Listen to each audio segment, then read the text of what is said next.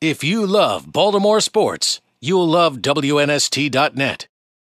We are back from Mother's Federal Hill Grill talking some NFL draft with the coach, Brian Billick. And, Coach, before we left, we were talking about the 2006 Ravens, 2007 Giants. Both kind of got some accolades for similar reasons in that we saw a lot of drafted players and even some undrafted free agents put almost immediately into employ, which certainly changed the way that, and we talked about it earlier as well, finding guys that you can put to use right away. And that in a salary cap era, that's almost part and parcel now to even hoping to be successful. Yeah, but you can't let that prevent you from taking a good player. There are some players are just going to take time to develop. Now, as a coach, it might be a different perspective than the GM of the organization. As a coach, darn right, I want somebody who can play now because I may not be here by the time that guy starts to play well.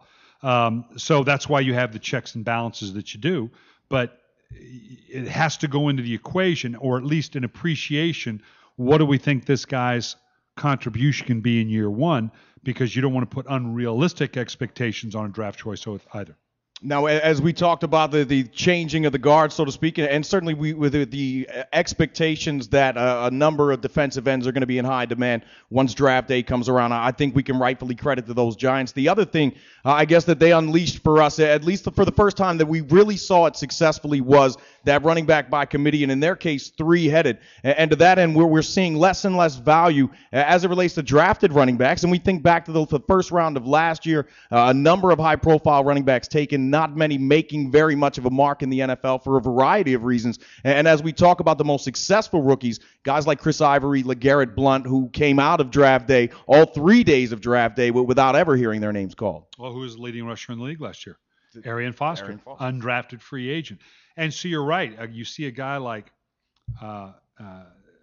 Ingram from Alabama become devalued a little bit, not because of his abilities, not because of the way he can play. He's an excellent back. In years past, he would have been a higher pick.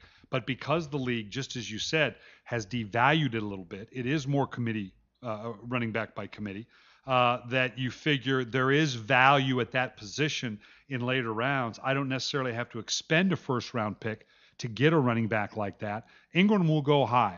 I like this young man. He's a good complete back. He's got good hands. He'll be good in the nickel. Sharp young man. I visited with him at the Combine. But I think he will be devalued, maybe 15 at Miami, maybe a little later, only because of what the league views, not because this young man can't play. Well, and in your experience, we had a first-round draft pick here at running back that, oh, by the way, had a pretty successful career and a number of successful seasons. At the same time, we also saw undrafted and late-round guys, the Priest Holmes, the Chester Taylors, evolve into pretty good running backs as well. Regardless of what the school of thought might be, as the Ingram skill set, can we surmise that there are a number of teams out there that wouldn't look to him simply because at first or second-round money, that they're not going to be willing to pay that to seemingly any running back in this era? At top-end first-round money, you may be right. Now, the interesting thing about this draft is, and no one knows yet what it's going to look like, but the new rookie salary cap, and there will be one. That's the one thing right now they're not having to negotiate. They got no allies. Because the owners and the players agree on this one 100%. They both want to bring that down. And the one group that's going to be hurt by that doesn't have anybody in the room.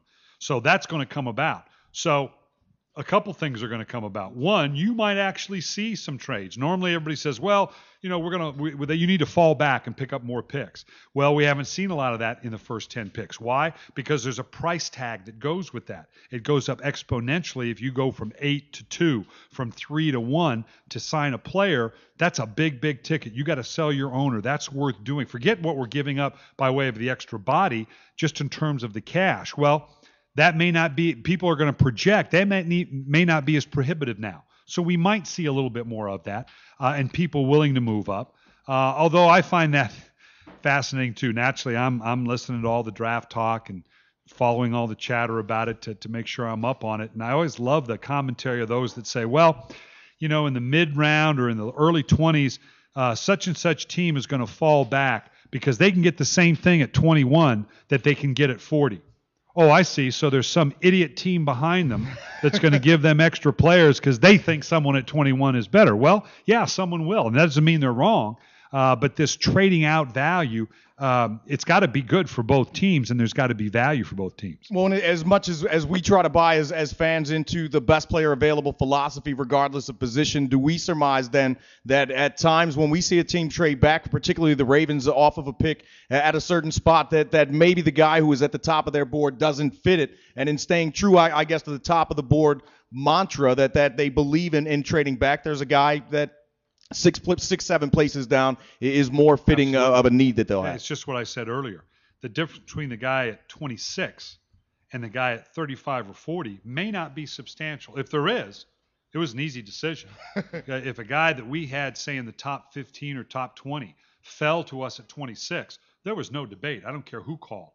But if the guy at 26 on our board didn't represent the value that was substantially different than the guy at a position we might have needed, but was sitting there and we had confidence. That's the tricky part. Look, Ozzie would usually have 3 or 4 deep. I'm confident I can get one of these 3 or 4 guys. If we fall back to 35 or 40, we'll make the trade.